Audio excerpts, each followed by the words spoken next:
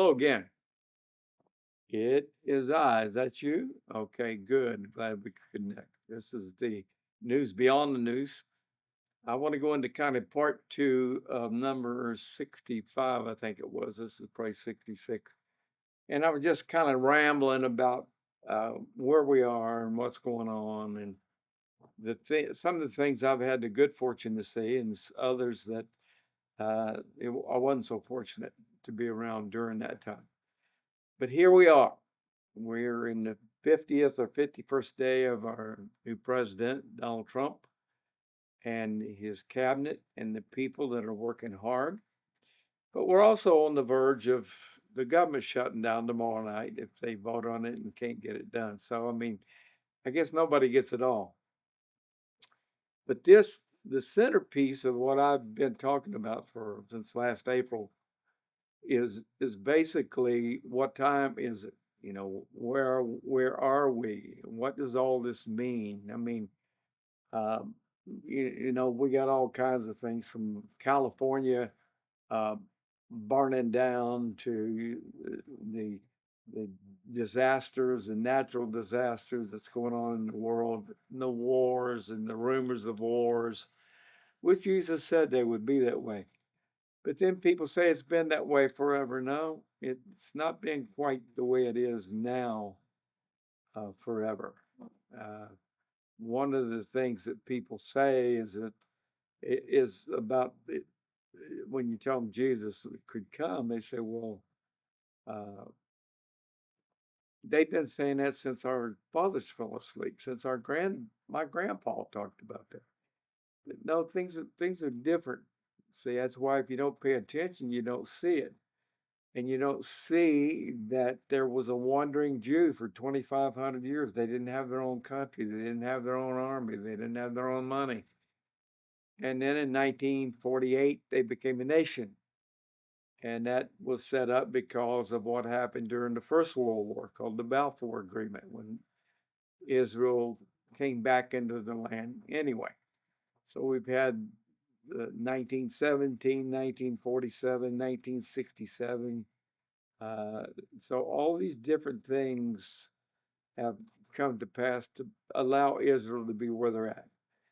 And now we've went through 47 presidents, and we're in the second term of the same president, Donald J. Trump.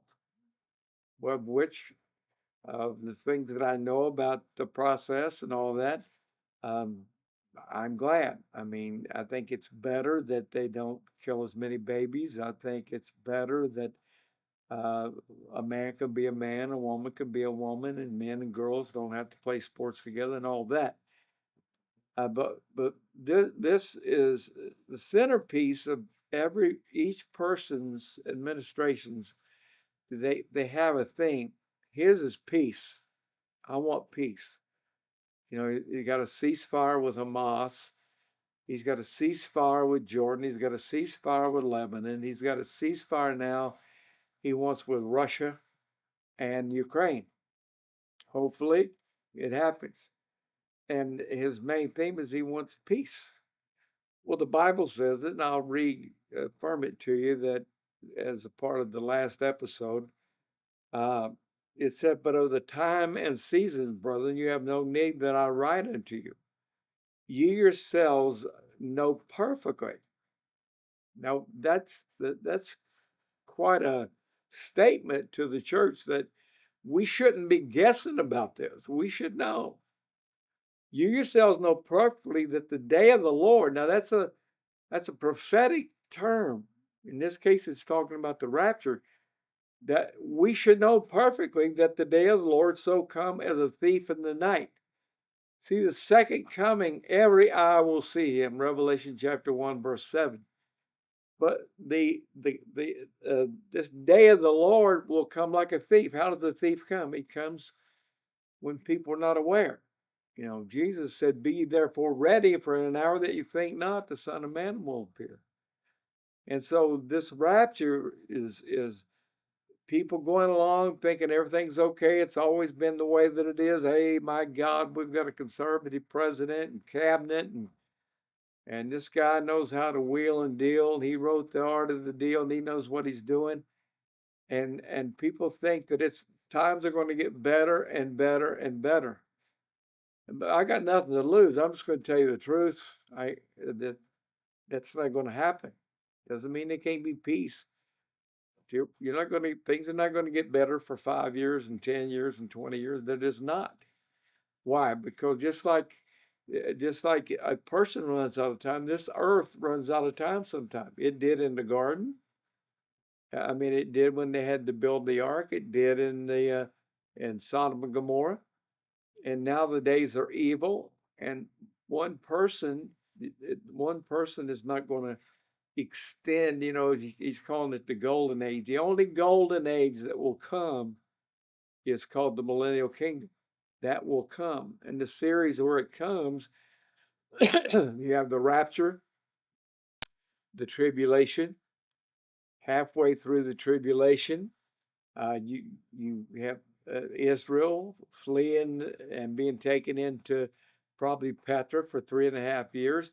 And at the end of that will be the second coming, Revelation 19, where that behold a white horse, and he that sat upon him is called faithful and true. That whole deal where he will appear again with his army. What army? You. If you're a born again believer, you'll be coming back with him. But what happens after the tribulation? After the tribulation period, will then the millennial kingdom is set up for 1,000 years. That's a 1,000-year reign that'll happen here on the earth. Look it up. Go back and listen to all the things I have said. And so we know that some of these things are going to be very good, some of them are going to be very bad. We're living at a time that has the appearance it could be good. When they shall say peace and safety, then sudden destruction shall come upon them as travail upon a woman with child. It happens suddenly, all of a sudden. Just imagine being in Hiroshima, 1945, never experienced anything like an atomic bomb. And then one morning, people get up to go do what they do, and suddenly, the most devastating thing that's ever happened upon this earth happens to those people who had not planned for it because they thought things were going to go on the way they always did. I think there, and between there and Nagasaki, I think there was 220,000 killed and then 170,000. That's not the collateral damage. That's not all the people. So that's going to happen to the world. You know, right now, President Trump is telling Iran, you are absolutely not going to be a part of the nuclear program.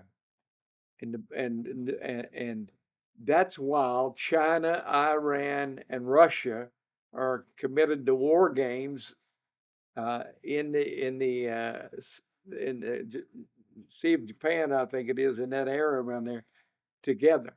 What difference does that make? Well, that's China is our number one adversary. Next is Russia. Next to them is Iran.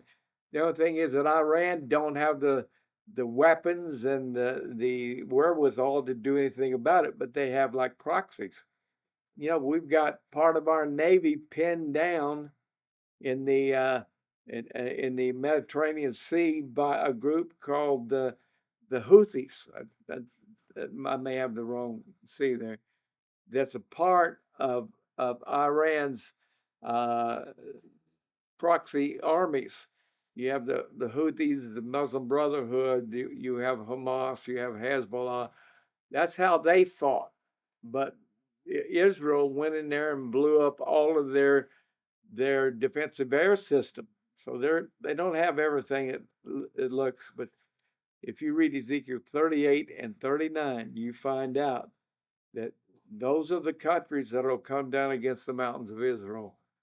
And in my opinion, it won't be real long. I'm not saying it's going to happen tomorrow. It could, though. Anything could happen tomorrow. Right in the middle of peace. When they say peace and safety, then sudden destruction upon them is travail. upon a one child. What am I saying? Don't get lost in the politics. Don't get lost being on the team that's winning. You know, this world can change on a dime. We could be in a depression in 6 months. We could be, things as we know it could change.